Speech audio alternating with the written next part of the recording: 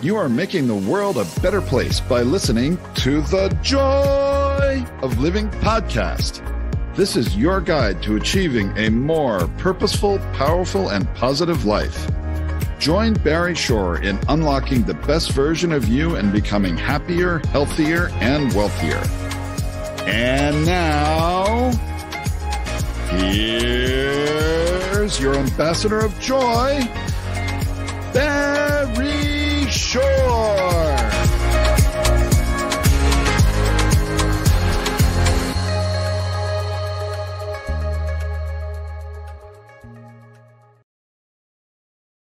Good day, beautiful, bountiful, beloved immortal beings, and good-looking people. You're good-looking because you're always looking for and finding the good. That's why you tuned in. You tuned into the Joy of Living podcast with your humble host, Barry Shore, known as the Ambassador of Joy.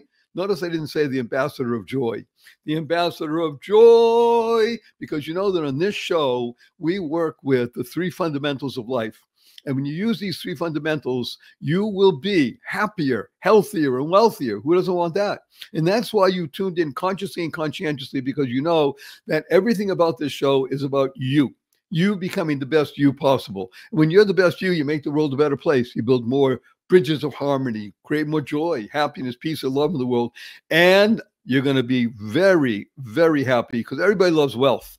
We're going to talk a lot about wealth today with amazing fellow Brandon. It's just get ready. It's so powerful and wonderful. I'm so honored and humbled that he's going to be here with us.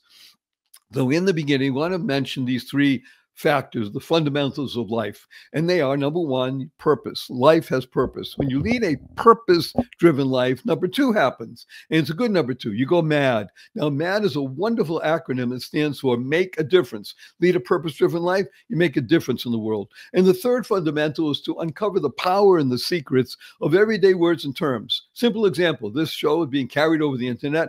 Hundreds of thousands of people, right now, 501,913 people around the world are watching, listening, eager to learn more. That's why you're here. And it's all carried over the internet. Ask anybody, what does www stand for? Invariably, they have to do with the internet. Now, factually speaking, they're correct. However, in our world, the world of the positive, purposeful, powerful, and pleasant, www stands for what a wonderful world. And what is a word, right? WHATA. And a big tip of the hat and a thank you to Louis Armstrong, Satchmo, for enabling that song, What a Wonderful World, to go viral and not just touch tens of millions or hundreds of millions, billions of people around the planet. Whenever you hear the opening bars of What a Wonderful World, what do you do right away? You can't help it. You smile. Now, smile is one of the most important words you could have internalized, utilized, and leverage in your life, because smile is an acronym that stands for seeing miracles in life every day. Now, I am privileged to speak with people on a regular basis on the internet and in person. Recently, I spoke to a group of 1,113 people. And I'm talking about the story of Barry Shore and seeing miracles in life every day. And some people raise their hand and say, hey, Barry Shore, I've been out for hours. I haven't seen any miracles. And I asked them, are you here? Can you hear? Can you stand still? I can't do that. Can you walk? I can barely do that. You have water to drink, you have food to eat, you have a place to sleep, you have family, you have friends. Every single one of those is a miracle. And what's the proof? Simple proof. 1 million people didn't get out of bed this morning. You know why? They died. By definition, you're here. You are able to hear. You have an obligation to live life to the full, to live exuberantly. Let me tell you a quick story. It's about me. Imagine, if you can, I'm standing up in the morning, completely healthy and hearty, able to leap tall buildings in a single bound. And in the evening, I'm in the hospital, totally, completely paralyzed from my neck down. And it was not because of an automobile accident. It wasn't a spinal injury. A rare disease took over my body and caused me to become what's called a quadriplegic. Nothing in my body moved, my neck down. I could only communicate with blinking my eyes. I was 144 days in the hospital. I was 2 years in a hospital bed in my own home. I couldn't move. 4 years in a wheelchair. I had braces on both my legs, my hips, and my ankles. That was progress. Thank God today I'm able to be vertical and ambulatory with the help of a 7-foot walking once. I'm a triped, not a biped. Can't walk up a stair by myself. Can't walk up a curb by myself. I have help 12 hours a day, 7 days a week. However, you hear my voice. Positive, purposeful, powerful, and pleasant because of one word. One word. Smile. Seeing miracles in life every day. Now, I got to tell you a quick story, though. My 8-year-old niece comes over to me a few weeks ago. She says, Uncle Barry, can we spell smile? S-M-I-E-L. I thought about smile, smile. It sounds the same. Why not? Ask her, I'll come. Just because then it would stand for seeing miracles in everyday life. Out of the mouth of an 8-year-old. What was she doing, though? She was creating the kind of world that she wants to live in. Now, CREATE is a fabulous acronym that stands for causing, rethinking, enabling all to excel. That's what we're going to be working with today. Wealth. We're going to be rethinking it. It's called a shift in perspective. Now, I got to tell you, I've been working with people for more than 5 decades, and I work with high achievers. When they first come, they drop the F in shift, and the other stuff happens. You got to be effing careful with your Fs. You want to shift your perspective just a little bit. Then you can internalize, utilize, and leverage the 6 most important words you'll ever learn. And these are choice, not chance, determines your destiny. How you choose to respond to any given situation will determine your path in life and your trajectory. Now, before we bring on our amazing, wonderful Brandon, I want to warn everybody that I do use a lot of 4-letter words. I even use a 4-letter FU word, and I do it because of the shock value and it's fun. Now, of course, the 4-letter words that we use could live in the world of the positive, purposeful, powerful, and pleasant are love, life, hope, play, pray, free, swim, gift. And the 4-letter FU word is fun. Fun, that's right. F-U, capital N, capital N. So after the show, you see your family and friends, have a twinkle in your eye, a smile on your face. Remember that stands for, point your finger and say, F-U, everybody. Remember to add right away, capital N, capital N. Say, where'd you get that? So I listened to Barry Shore. He had on this amazing guy. You got their attention. Now you can speak to them about wealth. You're going to learn a lot. It's so fabulous. Now, again, before we bring on Brandon, I want to urge everybody, because it will make you happier, healthier, and wealthier, to do the following. I want you to use the 2 most powerful words in English language 3 times a week, 3 times a day from now and the rest of your life. And these 2 words are thank you, thank you, thank you. Thank is a fabulous acronym that stands for to harmonize and nurture kindness. To harmonize and nurture kindness. Everyone you meet is fighting a battle you know nothing about. Therefore, be kind always. KIND is a fabulous acronym that stands for keep inspiring noble deeds. I can't think of anybody I want to share with you that inspires noble deeds more than the wonderful, amazing Brandon Hatton. Barry! To 503,917 people around the world. Amazing to be here with you, Barry, and all 500,000 of them. Yeah, so and they're all leaning in because they're talking about wealth. Wealth. Everybody likes to talk about wealth. Think about wealth, except for one thing. Brandon's going to talk to us about something that people don't like talking about wealth. That's really one of the things of his life that he's here to help people do. Now, before I tell you and to have Brandon start speaking, if I started telling you all the things about him, we'll take the rest of the show. I'm going to mention only 3 things. Number 1, Brandon made a lot of money. He worked with Merrill Lynch. He worked with a lot of very ultra high net worth people. And it was great. It was fun, except for one thing. It wasn't fulfilling. It was draining. Number 2, Brandon made a conscious decision to shift his focus to be able to help people speak about wealth, not just to each other as adults, but with family members.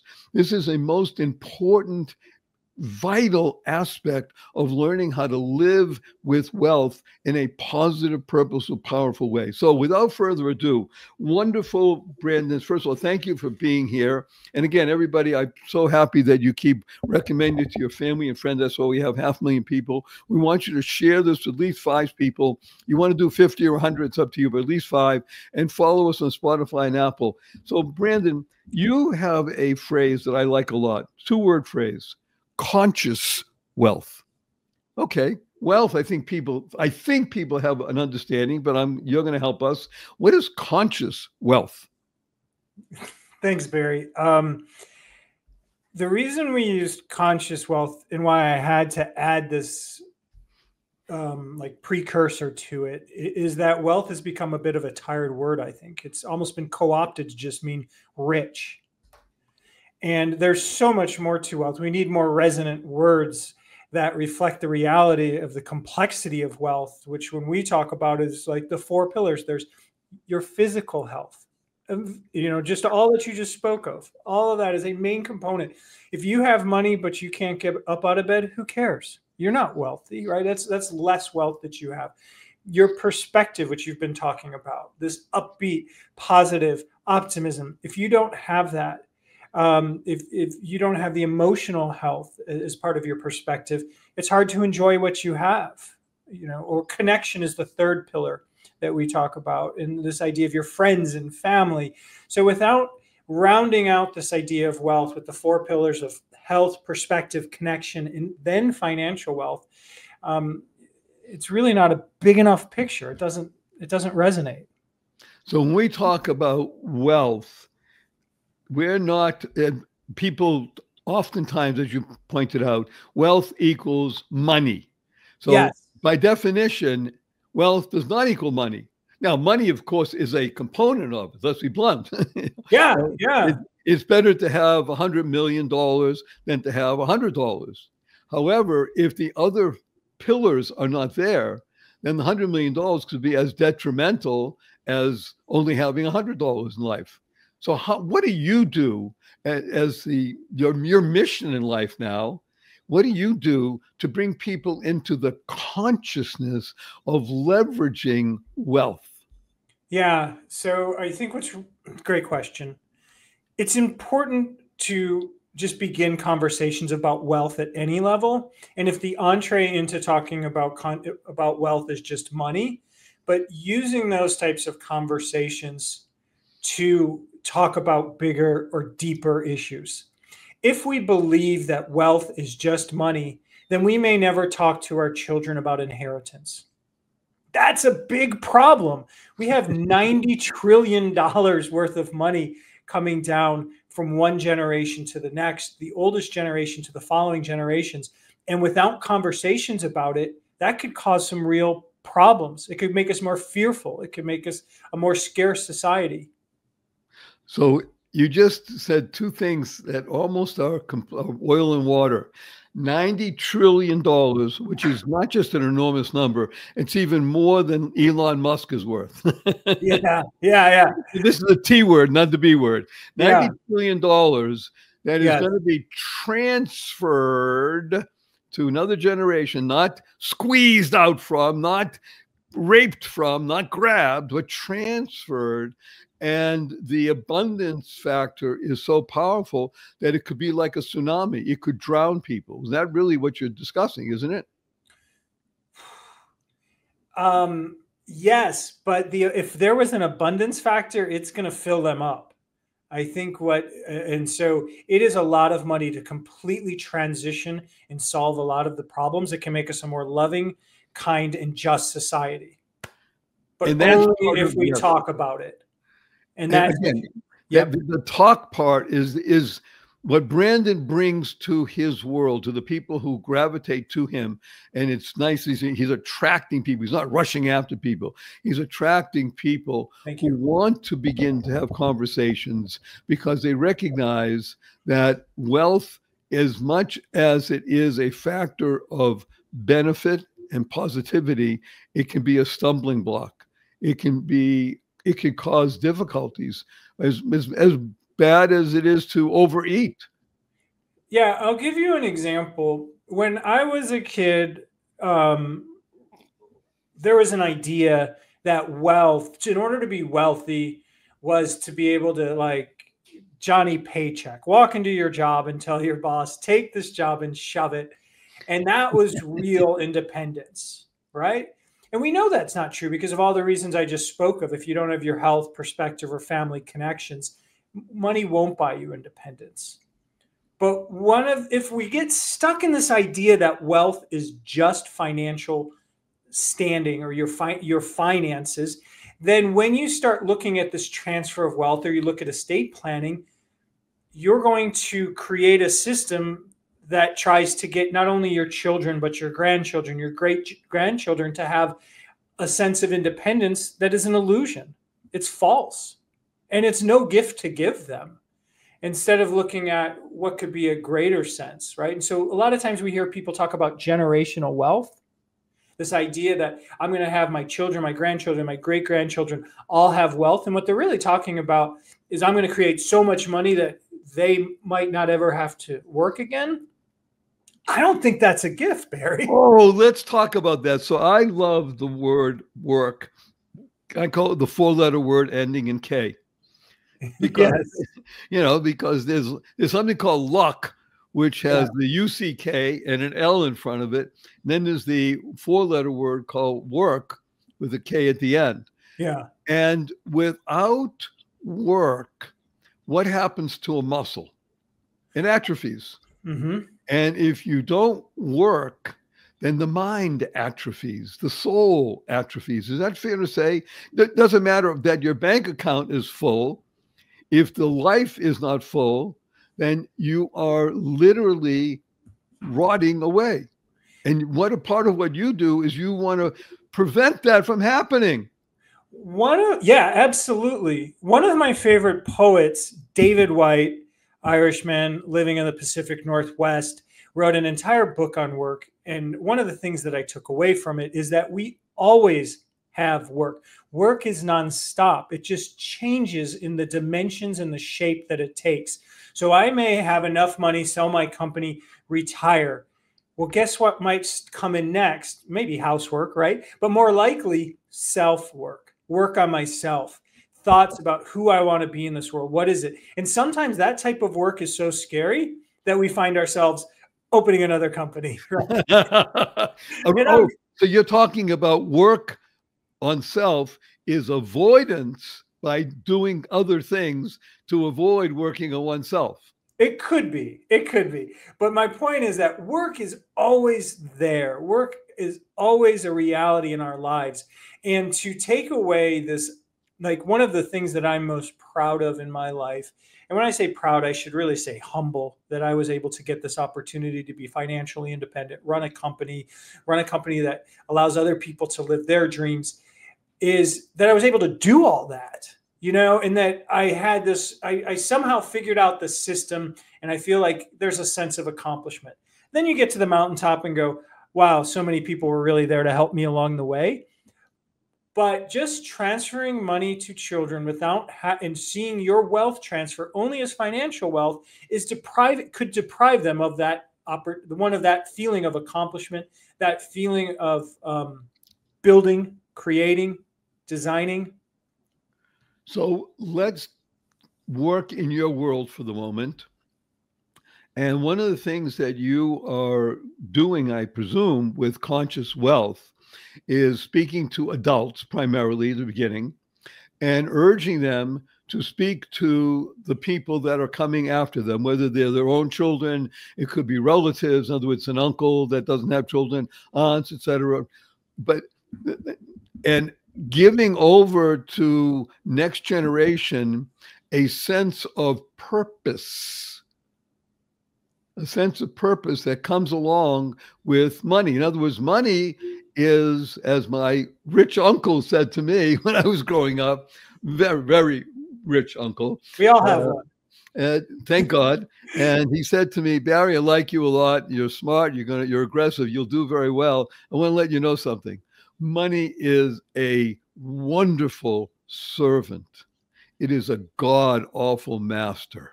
Yeah. Interesting.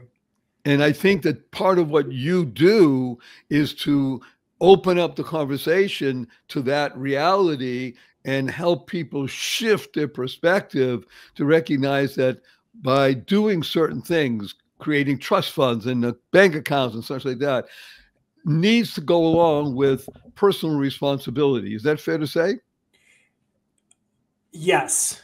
That there's personal responsibility, conversations about the family stories, conversations about what health means. What does it mean to be a healthy family? What does it mean to be connected? What mindset does our family have? How are we want to be in the world? If all it is about money, the conversation becomes avoided. But I want to say that it's a little bit different than what you said. Oh, good. I love it when you want to say something different, because this is what keeps people on the edge of their seats. So we're going to be right back with more Brandon. He's going to say something else. Now, we have sponsored the show that we wouldn't have them on if we didn't think they're worthy of your time and attention. We'll be right back with Brandon discussing wealth consciously right after this brief message. Don't go away. Hello, skincare connoisseurs. If you think you have tried everything in skincare, you are going to love what I am about to tell you. I'm pharmacist Benjamin I. Fuchs. I'm a dermatology pharmacist, and what I've discovered in my compounding pharmacy after decades of working with patients with skin traumas and skin diseases is the missing link in skincare is topical essential nutrition. And because of this missing link, we're not maximizing the potential of topical skincare. We're leaving skin beauty and skin health on the table. And that's why I formulated my Truth Treatments. Listen, the skin's an organ. It needs and wants and craves nutrients, vitamins, minerals, amino acids, fatty acids, and plant-derived minerals, and now it can get them in super high concentrations in my Truth Treatments. Originally formulated for dermatologists and their patients, now they're available to you. Check them out today at truthtreatments.com, and I know you are going to love the truth.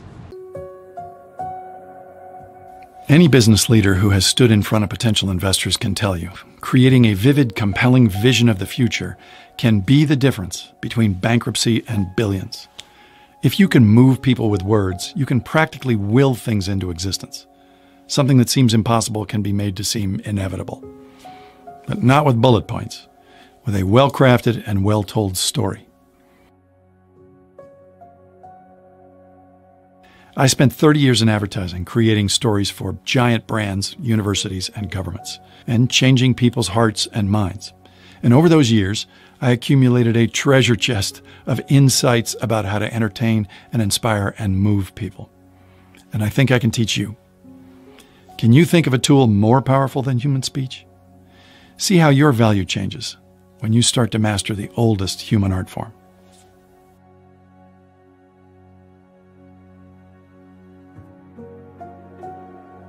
Good day, beautiful, bountiful, beloved, immortal beings, and good-looking people. Maybe you're good-looking. So always looking for and finding the good.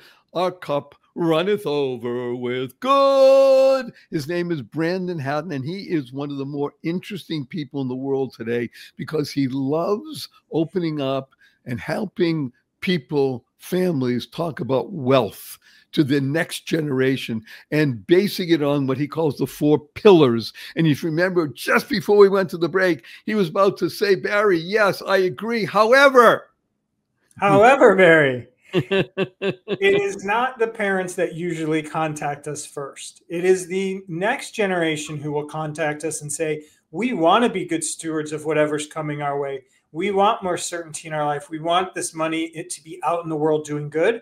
But we don't know we don't know what's happening, or we're having trouble communicating with our family or whatever. And so oftentimes it's driven by the younger generation, not as a desire to give me my inheritance early, as more of let's start working as a team together. Surprisingly. Brandon, I am so happy to hear what you just said. Yeah. Because what you're telling me personally is that people in today's environment, let's be blunt, we have a very interconnected world and a very isolating world at the same exact time. Yes. Interconnected because of what we're doing right now. This is Zoom. This could be taking place anywhere in the world, and it is. We have listeners in Bhutan. We have people listening from the Congo. We have people listening from Manhattan. It doesn't matter. There is no geography anymore. By the same token, people feeling isolated in the sense of, well, what can I do? I want to help the environment. I want to help society. I want to be here. And I know that my family, thank God, has done well economically. What can we do to leverage that for not just ourselves, but for future generations? So the fact that people are thinking this way, that's very heartening. Thank you. Because it's too easy to think of, excuse the expression, kids today, all they care about is thinking.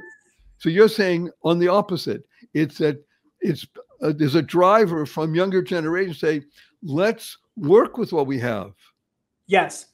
And also the parents are stuck between these, they can be stuck between these extremes of, I want to tell my kids everything about our money. I don't want to tell them anything. I want to give all my money to my kids. I want to give all my money to charity. And they get stuck in these extremes. And when we form conversations, when we create engagements with families, we just want to have them get unstuck and maybe question the narratives that they're telling themselves. One of the biggest narratives we hear from people, which is a valid concern, is I don't want my kids to be spoiled. And I think that's fair. Who likes a spoiled kid? But then let's sit down and define what does spoiled look like, and how do we communicate that to the family, and if that's our fear, let's figure out how realistic that fear is, and is telling them more or less more likely to make that fear come true. And so there are no answers that I can tell you on the show, but engaging in this process is going to release these trillions of dollars. And my wish is in a way that makes us a more loving, kind, and generous, just society. That's what I want. So let's take a look at the number that you articulated. And it doesn't matter if it's 80 trillion, 90 trillion, 100 trillion. The number is so enormous that it boggles the mind, because it will, by definition, affect how people do things. And a lot of that wealth, I believe, will be concentrated into a small group. Now, not a group in a conspiratorial way, in the sense that you're not talking about 5 billion people sharing 90 trillion. It might be closer to 100 million people sharing most of the 90 trillion. Now, 100 million people is still a lot of people, right? However, it's going to be spread across all countries. And the real key is, like you said, how to avoid children or grandchildren becoming spoiled, in the sense that they don't have to work either on themselves or in a business. Yeah. And therefore not understanding full responsibility and accounting for things. Barry, you had asked me to fill out a form beforehand with one of my quotes. Yes. Do you have the Khalil Gibran quote in front of you? I do. May I read it to people? Please, yes. Okay, this is a quote that Brandon shared with me. I asked people their favorite quotes. This is one. It's called On Children by Khalil Gibran. And if you're not familiar with Khalil Gibran, again, everything you want to know about Brandon is in the show notes, and we'll have Khalil Gibran there. And he specifically said the following, or he wrote, "Your children are not your children. They are the sons and daughters of life's longing for itself. They come through you, but not from you. And though they are with you, yet they belong not to you." Man, I just got chills. Seriously, I just got chills. And so going back to your other question, it's only going to 100 million or whatever number we're talking about, a minority of people in the world. When you start to take this approach, how are your children any different than other children in the world?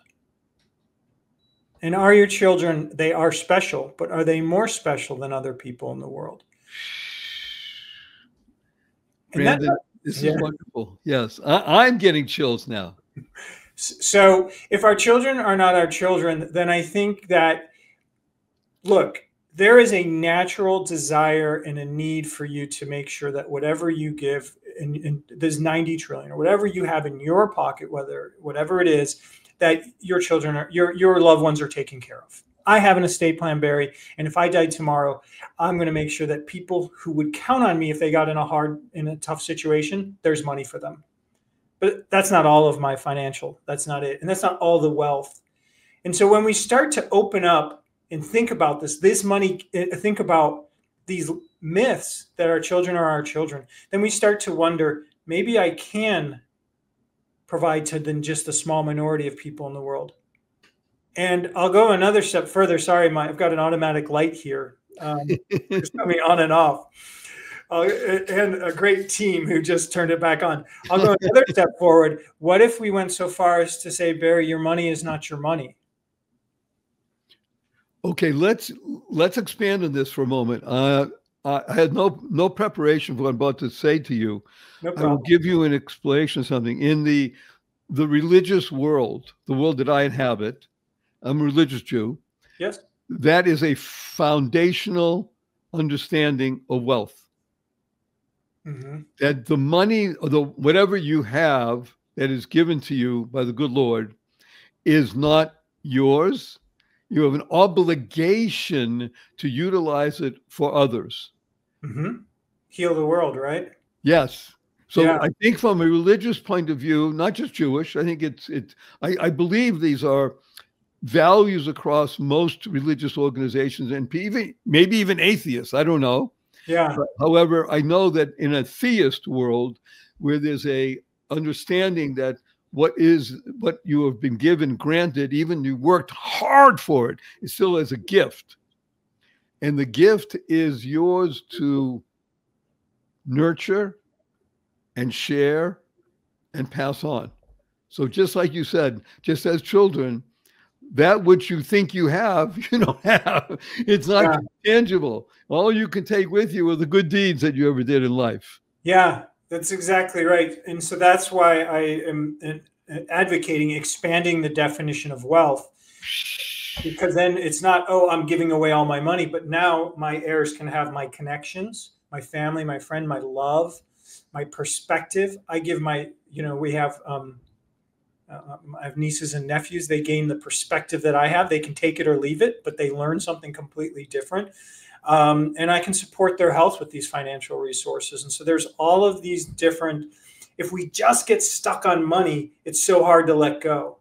But when we amplify it, there's so much we can give our children or our heirs beyond that. Brandon, I have 2 words for you right now. Yes, sir. Thank you. Thank you. Now, I would like to offer an acronym for the word wealth. May I? Yes. Okay. WEALTH. Working energetically, achieving life through happiness. All right. Yeah, I love the word energetically. That one hit me the most because, money, all of this is energy, including money. Yeah. Right. Yeah. That's really what it is. It is the ability to work with and shape and benefit. If money is, because it's a tool. Mm-hmm. As my rich uncle said, it's a great servant. Use it well. Wow. It will do a lot of good in the world. Yeah. And tremendous good. And we are doing good in the world today. The world today Absolutely. is on the cusp, I believe, very strongly, of the greatest leap forward in people's understanding of relationship to one another. I hope so. And one of the reasons I've asked you to be on is because you're furthering those connections. In other words, whenever there's a conversation about wealth, which, by the way, let's be blunt, oftentimes revolves around initially money, and yet gradually shifts in perspective to the other pillars, as you mentioned, the connection and such like that. Once that broader perspective happens, well, guess what?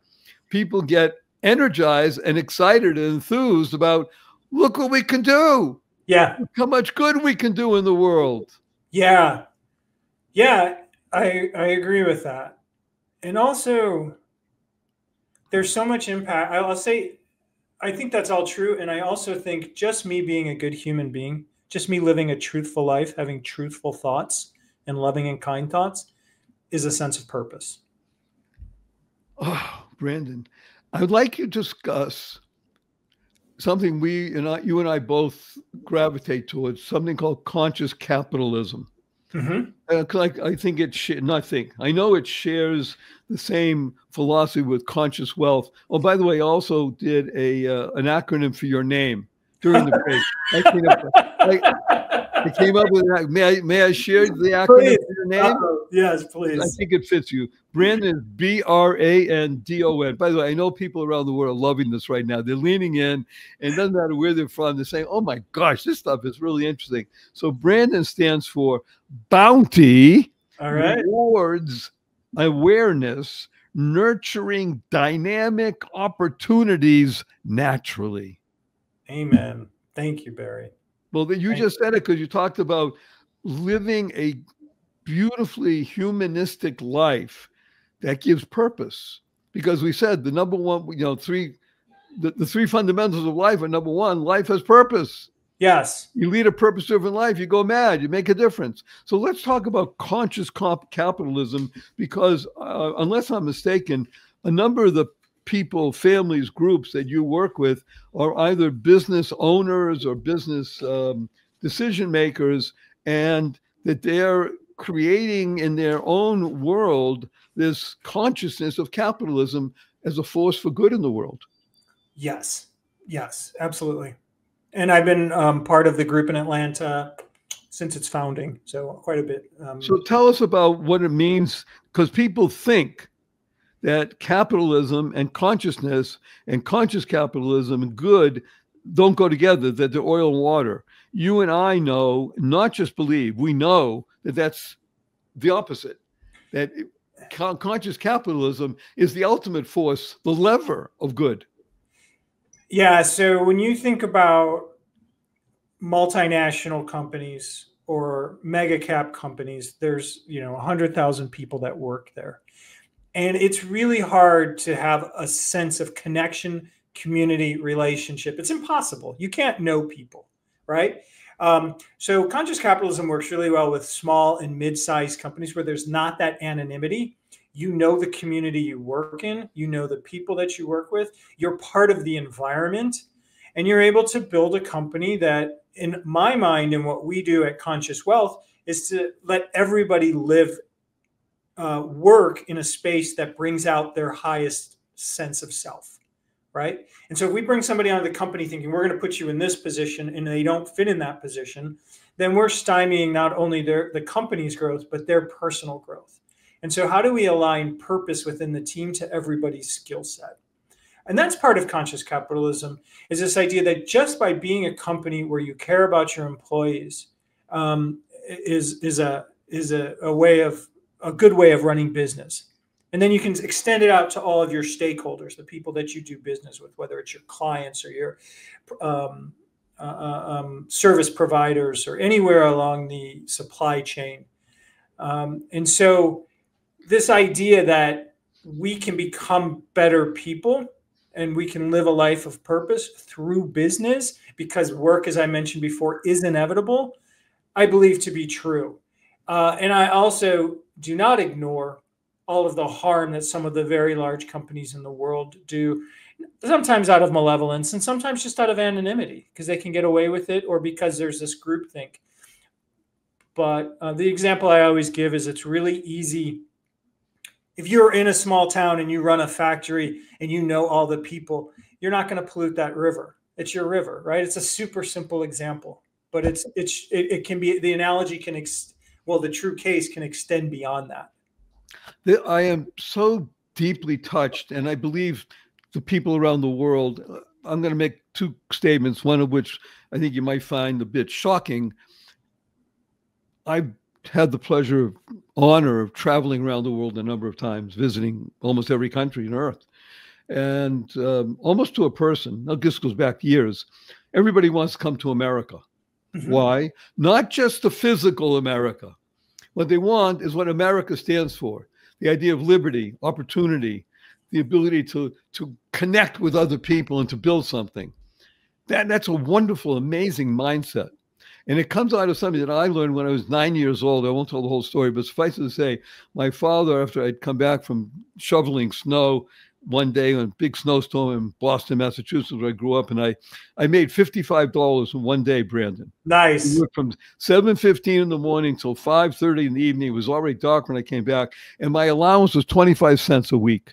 So nice. I made $55. Okay. Yeah. I was exhausted. Great. My father, since me died, made me a cup of hot cocoa, not from a mix, but melted chocolate. And he said, "My dear beloved son," he used to like to say that, "how do you spell the word business?" So I'm 9 years old. I'm smart. B-U-S-I-N-E-S-S. He says, "Right. Notice the following. The U comes before the I. Mm-hmm. When you go out and take care of other people, the I will always be taken care of." That's what you learned today by shoveling snow. You're dealing with other people. So I love how you describe this ability to work in a community. Yeah. Notice in community, the you comes before the I. And everything is built around this wonderful understanding, this perspective that true worth in a business is there to be of benefit to everybody. Everybody must win in the situation. When that happens, we all flourish. That builds wealth, right? Like we just talked about.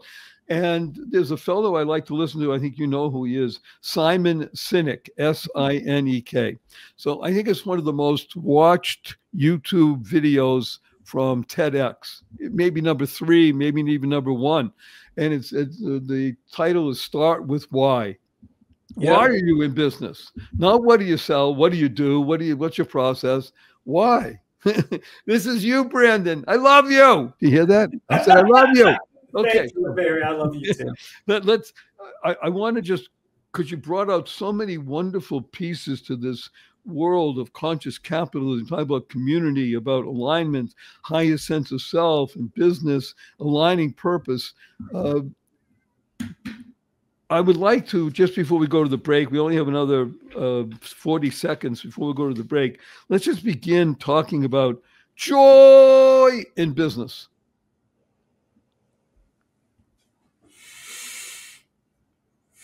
We're having fun. It's sometimes really hard. We work in a stressful business, but I think we're having fun because we know we're doing good. Let me tell everybody what the acronym for joy is. Journey of you. When you understand, as Brandon pointed out so wonderfully, when you recognize that this journey is about you in self-development, then yes, there will always be bumps and hardships and things. Hey, that's life. That's called work. Yeah. And you know something? If your mindset is with a higher purpose, then it becomes less burdensome and ability to move forward through the most difficult, trying times. Am I right on that? Yeah, that's right. Okay, so before we go back and talk about more joy on the other side of this break, we'll be right back. Brief message, don't go away because Brandon is coming back with us. What if you could shop at your favorite local stores, swipe your current credit card and get extra cashback rewards? And what if you could also have donations sent to your favorite cause at no extra cost to you? What if this amazing program was absolutely free and very simple to set up? Well, What If is here. Welcome to Einstein Cares, where your everyday shopping gives you and your favorite cause extra money. It's fast, it's easy, and effortless.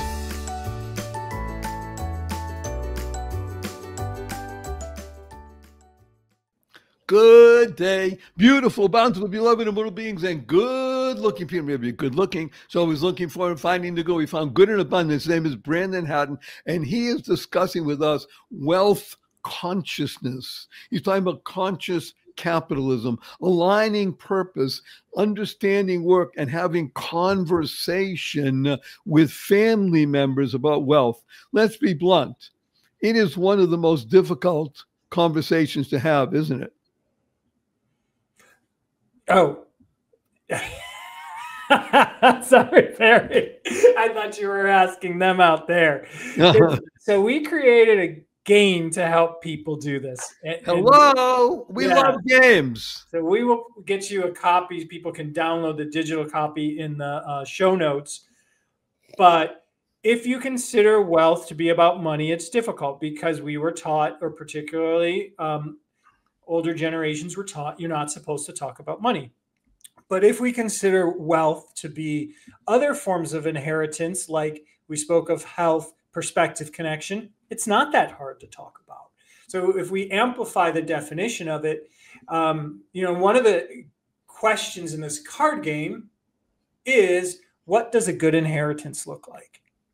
And there, and that's, oh man, that one's a loaded one. But I think it's a great question because it really starts to challenge, what does it mean for an inheritance?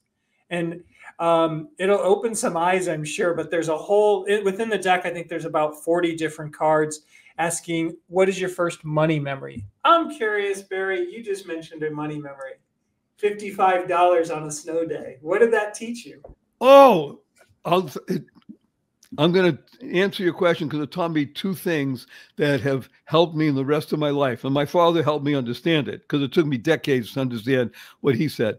One of them was, you ready for this one, Brandon? Yeah. The ability to go and knock on the door of somebody I don't know and say, hi there, you have snow. I would like to shovel, driveway walk and stuff like that. In other words, be bold enough to enter into a negotiation and talk with somebody. Yeah. So that was number one, 9-year-old kid. Number two, and this one is even more important, the ability to say no to a customer. Oh, wow. I'll tell you what happened. I had knocked on doors. I was shoveling. I'm tired. I'm cold. I didn't even stop for lunch. I knocked on the door and the person said, hello, yeah, snowstorm. Of course. Yeah, I want you to shovel snow. Now you got to remember, this goes back, I was 9 years old. It's 66 years. I wanted, he asked how much? I said $10 to the driveway and the walk. And he looked at me and he said, I'll give you $5. He's an adult talking to a 9-year-old kid. Okay, I'll give you $5.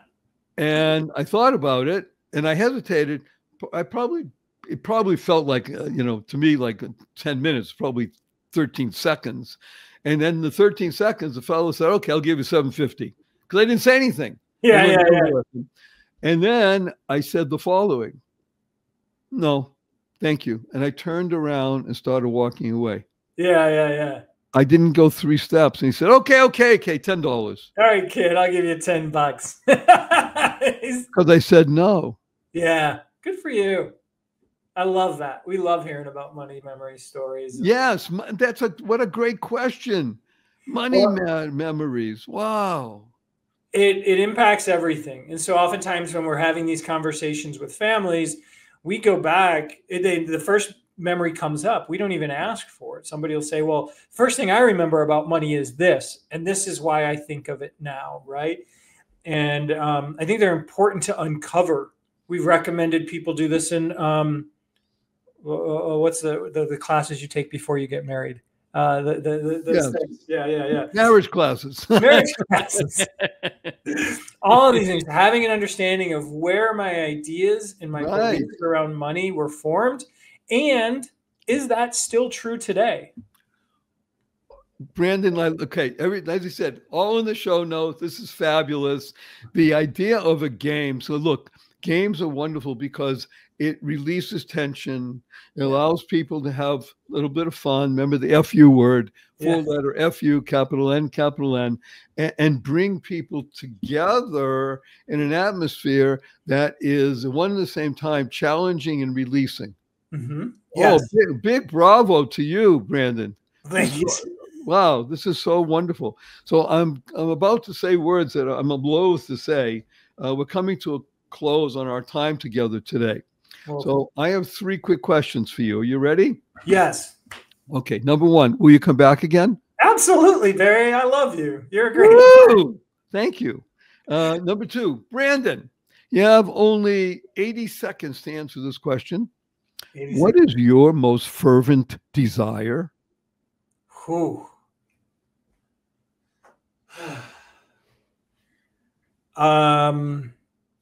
Well, I just moved into a house into Atlanta, and I would like to have a revolving door where friends just say, hey, I'm coming over for dinner, and no problem. I'll make more, or I'll bring the bread. You make this. I'm starting to build that community. That's my very honest, truthful, non-business answer. That's what I'm really seeking in life right now.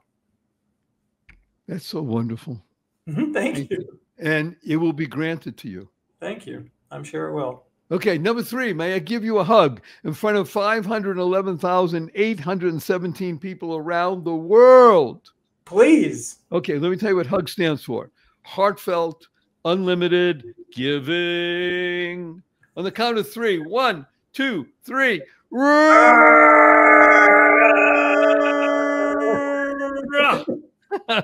Remember, you're watching, listening to The Joy of Living. Barry Shore, wonderful Brandon Hatton. And remember, this show is not about Brandon, wonderful fellow that he is. Barry Shore, great guy. This is about you. Y-O-U, you becoming the best you possible. Because when you're the best you make the world a better place. You build more bridges of harmony, create more joy, happiness, peace, and love in the world. Remember the 3 fundamentals of life. Number 1, life has purpose. You lead a purpose-driven life. Number 2 happens, the good number 2. You go MAD. MAD is a great acronym that stands for make a difference. And number 3, they unlock the power and the sequence of everyday words and terms. And you do all this, you'll be happier, healthier, wealthier. Use words like WWW, what a wonderful world. Smile, seeing miracles in life every day. Or as my 8-year-old niece says, seeing miracles in everyday life. Create the kind of world you want to live in. Listen to Brandon.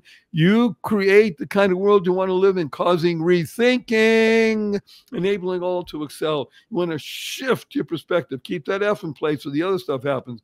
Shift your perspective, and you can internalize, utilize, and leverage the 6 most important words you'll ever learn.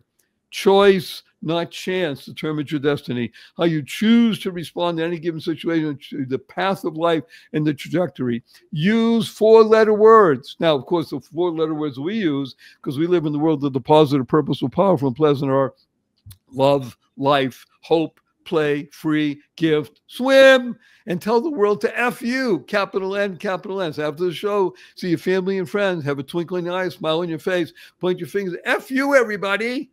Remember to add capital N, capital N. So what'd you do? Where'd you get that? So I listened to Barry Shore. He had Brandon on, and he's talking about wealth. Let's talk about wealth. Wow, what a world. Remember, share this with 5 people. You want to do 50 or 100, it's up to you, but at least 5.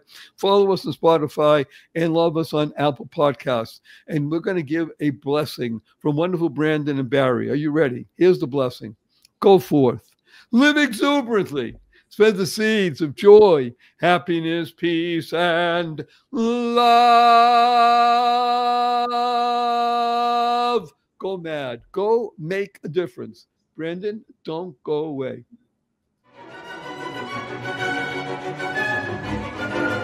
Thank you for listening to this episode of the Joy of Living podcast. Now that's another step towards your healthier, happier, and wealthier life.